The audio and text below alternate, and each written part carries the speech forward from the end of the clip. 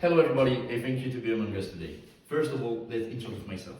I'm Marc-Antoine Thibet and I'm actually studying in Botswana at the École Hôtelière de Lausanne.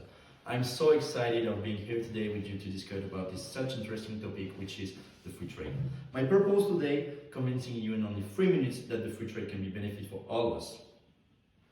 During the presentation, we'll be talking about the advantages of the free trade, an example of graph showing the result of the free trade in the business world, and also the limits of the free trade. Before going further in the topic, let's give a little definition of what free trade is. The free trade represents a system in which trade between states is free. Let's now present the advantages of the free trade. As previously mentioned in the introduction, I will break down my argument into 3 different parts in order to justify my opinion.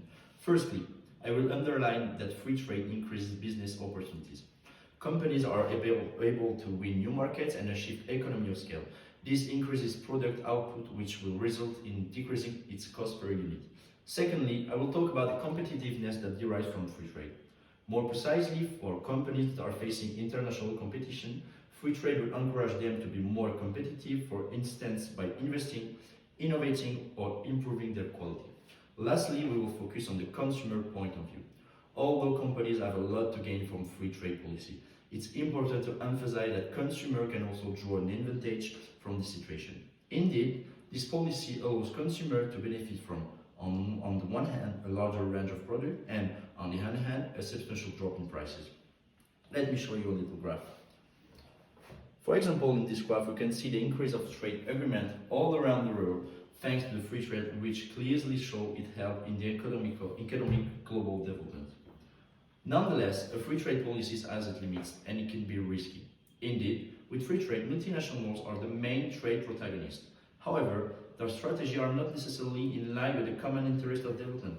Moreover, this policy has other limitations, such as interdependencies.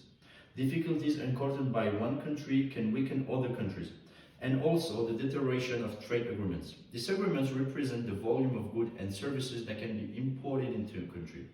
In general, raw material prices are low and cheaper compared to manufactured products. It's therefore more difficult for countries to specialize in raw materials to import manufactured goods, and that limits further their development. So here we are. We're done with the free trade for today. If you need to remember one thing from today's presentation, these are the advantages for the free trade, which are business opportunities, the competitiveness between companies, and the benefit of the consumer. I'm sure that this information will be useful for you. Thank you for your attention, and if you have any questions, don't hesitate, I'll be here to enlighten you. Goodbye and good evening.